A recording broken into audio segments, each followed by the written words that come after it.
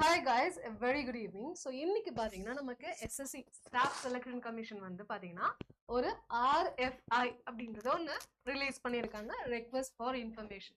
அதாவது SSC பாத்தீங்கன்னா நிறைய எக்ஸாம்ஸ் கண்டக்ட் பண்றாங்க, நிறைய ஷிஃப்ட்ஸ்ல நிறைய நாள்ல நிறைய போஸ்ட்க்கு நிறைய வேகன்சிஸ்க்கு கண்டக்ட் பண்றாங்க. சோ அது எழுதுறவங்க பாத்தீங்கன்னா எக்கச்சக்கமான lakhs and crores of people candidates பாத்தீங்கன்னா எழுதுறோம்.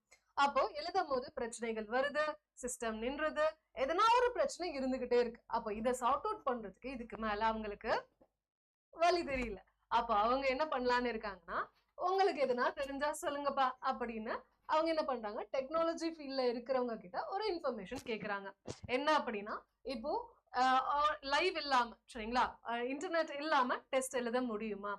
டெஸ்ட் வந்து இப்போ நம்ம கண்டக்ட் பண்றோம், CBT computer based test conduct பண்றோம் அப்படின்னா அது வந்து எவ்வளவு பேரை வச்சு மேக்சிமம் கண்டக்ட் பண்ண முடியும், அது வந்து எந்த அளவுக்கு நம்மளால ரேண்டமைஸ் ஆக்க முடியும், அண்ட் எப்படி ஃபேரா இருக்கணும். இப்போ ஃபார் எக்ஸாம்பிள், இப்போ சிக்கிம்ல நடந்த ஏதோ ஒரு விஷயத்தை பத்தி நம்ம கரண்ட் அஃபேர்ஸ் கேக்குறாங்க, பட் நம்ம தமிழ்நாட்டுல இருக்கோம், அதை பத்தி ரொம்ப டீடைல்டான ஒரு இன்ஃபர்மேஷன் கேக்குறாங்க, நமக்கு அது தெரிஞ்சிருக்கு. அப்ப அந்த கேள்விக்கு நம்ம பதில் சொல்லணும்னு எதிர்பார்க்கறது நியாயமே இல்லை. அண்ட் அதே மாதிரி நார்மலைசேஷனா இருக்கட்டும், அது இதுன்னு நிறைய கேசஸ் வந்துகிட்டே இருக்கு இல்லையா?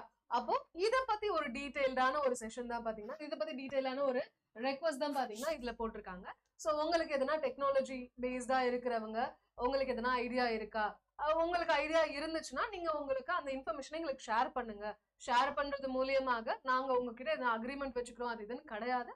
பட் நீங்க சொல்றது ஃபீஸிபிளா இருந்துச்சு, பாசிபிளா இருந்துச்சு அப்படின்னா ட்ரையல் பார்க்கலாம், சில ஒரு குறிப்பிட்ட இதுல மட்டும் எக்ஸாம் சென்டர்ல மட்டும் கண்டக்ட் பண்ணி பார்க்கலாம். ஸோ இதெல்லாமே ஒர்க் அவுட் ஆச்சுன்னா நம்ம அடுத்தடுத்து வந்து அக்ரிமெண்ட் போட்டுக்கலாம் அப்படின்ற மாதிரியான ஒரு டிஸ்கஷன், அப்படின்ற மாதிரியான ஒரு வரி தான் விட்டுருக்காங்க, சரிங்களா? ஸோ முன்னாடி என்னது டிசிஎஸ் கண்டக்ட் பண்ணாங்க, சரி வரல, மாத்தினாங்க, எடுக்குவேட்டி கண்டக்ட் பண்ணாங்க, சரி வரல. ஸோ அடுத்து யாரை பிடிக்கலாம் அப்படின்னு இருக்காங்க. யாருன்னா இருந்தீங்கன்னா நீங்களே வந்துருங்கப்பா, அது சரியா இருக்கா இல்லையா, என்னென்ன பிரச்சனைகள் நம்ம ஃபேஸ் பண்ணிருக்கோம் அண்ட் என்னென்ன பிரச்சனைகள் இதுக்கு மேல வரப்போகுது, சோ அதை வந்து நம்ம எப்படி காம்பன்சேட் பண்ணி எப்படி ஒர்க் அவுட் பண்ண முடியுமா அப்படின்ற மாதிரியான ஒரு கொரியை தான் சொல்லியிருக்காங்க.